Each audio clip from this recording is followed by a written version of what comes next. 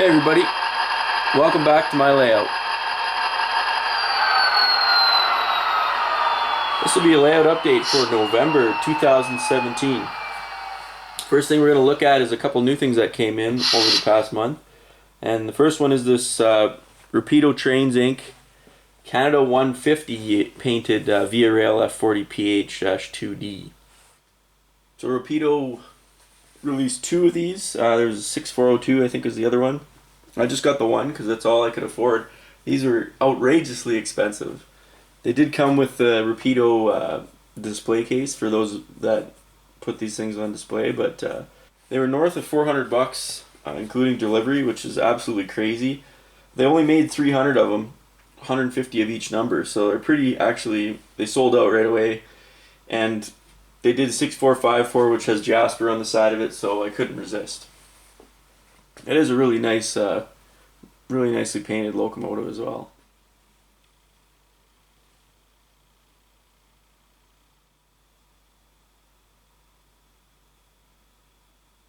For those of you that aren't familiar with this paint scheme, Canada just turned 150 as a country this past year, so there was a bunch of celebrations put on by the government.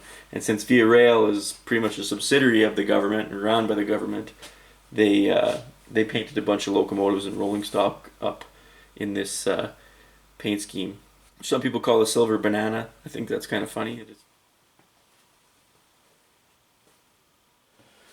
And the other side has three different names on it. And I think 6402, I'm pretty sure it's all completely different city and town names as well. And this is what they included as part of buying this special run. You got one of these Rapido Trains display cases. Not sure what I'm going to do with it. Probably sell it at a swap meet or something. There's the specs on it in case anybody hasn't seen one of these before. I'd never seen one of these. I didn't even know they sold them. So a couple other new things. These are the Riverpoint HO scale Ford Superduties. This is a special run by PWRS. They did a CN and a CP truck. These are pretty cool. They're like a cherry picker. And like as you've seen before with the Riverpoint trucks, they're really nice. I believe these are an F350. Correct me if I'm wrong. I think PWRS is going to do the F450 as well. The one that doesn't have the cherry picker on it is just more of a utility truck. Just kind of with the toolboxes on the back. Really sharp looking trucks though from Riverpoint Station.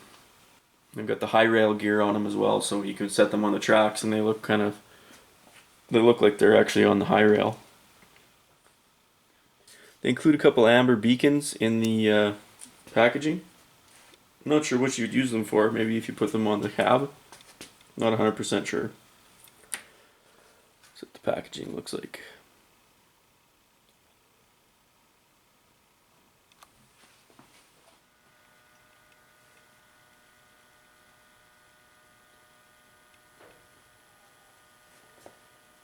So the only other new thing I got in, this came in like back in June, but it sat in my shipping box at PWRS with these. This is an Nsc Potash Car, and it's painted in the new K+S Potash Corporation of Canada paint scheme. So these are actual cars that this company is getting Nsc to make for them now. I think there's hundreds of them coming out of National Steel Car. This one's special because this is the very first K+S car that was painted. So North American Rail Car is offering this as a kind of a special car. It's really similar to the other North American Rail Car Nsc potash hoppers, like the Potash Corp of Saskatchewan, Agrium, a whole bunch of different car owners. So that's all the new stuff, guys, that came in over the last month. I just want to talk briefly about these trees that I got set up here on this little makeshift 5-minute snow scene that I made to kind of put this VIA Rail Skeena train together. And these are fake Christmas tree branches that have fallen off. My wife's digging out the Christmas tree already, and every time these fall off I save them. And they actually make pretty decent looking trees. Take about 10 seconds to make. So normally on the tree they face out this way.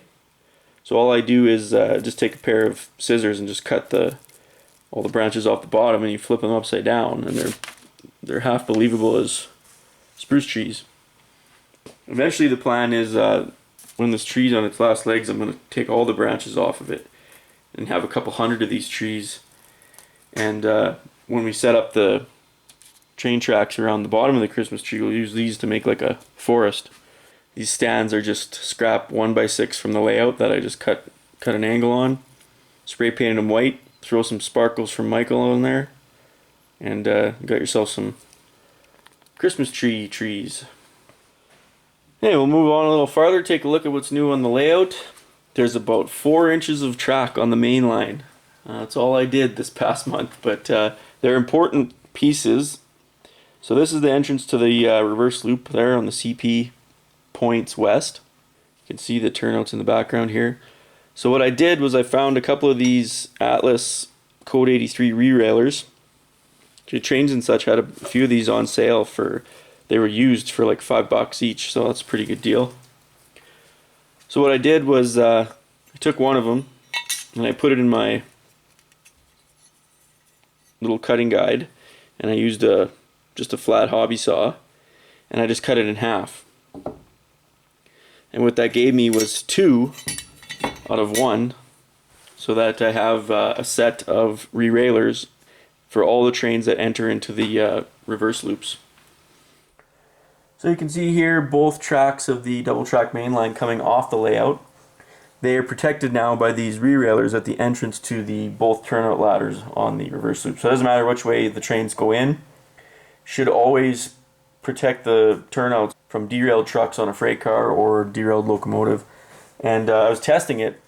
These things are amazing how well they work. Like even the North American rail car, like that K+S Potash hopper, they've got the fine scale wheels on them, the semi-scale wheels they call them.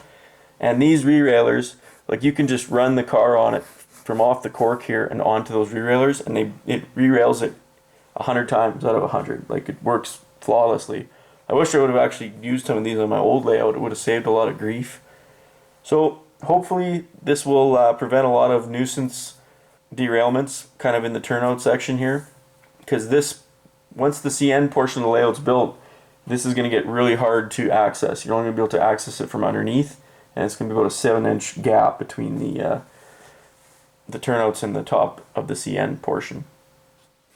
So this is just looking from the other direction. You can see where the cut lines on them, where I cut them in half there. Then I just filed down the back portion here to make it smooth, and should have no issues running backwards on those. So the major thing that I was working on over the past month was more wiring. So over here at which is Lake Louise kind of control point here. So this is where the Digitrax BDL168 will be located for the block detection. So all the wires coming from the remote detectors had to come down through the wall here. You can see there's a whole bunch of them. I think there's 24 wires that come out of the wall here. I also added a 120 volt plug over here to power the BDL168, as well as there will be a signal driver here too that needs power. So that way I have good 120 volt AC that's coming here, and I can plug in my transformers and knock it down to 12 volt. I've also ran the LocoNet data cable like I showed in my last video. That's all ran through the layout and comes down through the walls to the places where it needs to go. I went around and tried to figure out where I would want actual UP5s to plug into if you needed.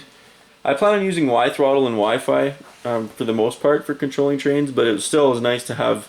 You could plug in a Digitrax throttle if you wanted. So in places where I thought you'd actually need to plug in, like somewhere where you'd be switching or at a yard lead or something, I've ran LocoNet cable so I can plug these into a Digitrax UP5 and have a hard connection. There's not many, there's only about 4 or 5 on this whole side of the layout. So I'll just show you one of these block detection runs. So the Digitrax RD2 can detect 2 separate blocks. So all the places I had to have those needed 18 gauge wire run from the RD2, which is located at the detection circuit all the way back to the 160 BDL 168, which is at kind of the main hub there. So you can see there's the 3 wires, 18 gauge for that remote detection. Then it runs up through the fake wall there on the backdrop, up into the floor joist of the ceiling, goes across over to the wall, and then that goes down to where the BDL 168 will be located, which is right in here. And there's there's 4 of those runs, 3 wires each. Here's an example of another one. So this is a control point divide. It's got a set of crossovers here. So we've got detection wires to detect a couple blocks here that run across over to Lake Louise. And we've got LocoNet cable here to plug into the signal controller that will be here, and 120 volt power. So I can plug some transformers in if I need to, which will provide power for the SE8C, which is the signal decoder. And that will in turn drive the signal heads located at this control point. I added a safety feature here to this plug because my 2-year-old, he goes running through here a lot. This is kind of like one of his paths, so he goes running around through here, and he crosses over driving his trucks and stuff. So the corners of these electrical outlet boxes are sharp, so taped a piece of styrofoam on there. We almost had one accident before I did this, or he just about ran into it, so thought I'd eliminate the hazard and put a big piece of foam on there, keeps him away from it. A note about these 120 volt plugs, so I added 3. There's one over at Lake Louise, this one here at Divide, and another one at Banff. And these are on the same circuit that the control hub is on, and these are all on one switch. So theoretically, when you come down to the basement and you want to start the layout, you just hit one switch, and all these plugs, this one included, will get energized and fire up all the signaling hardware.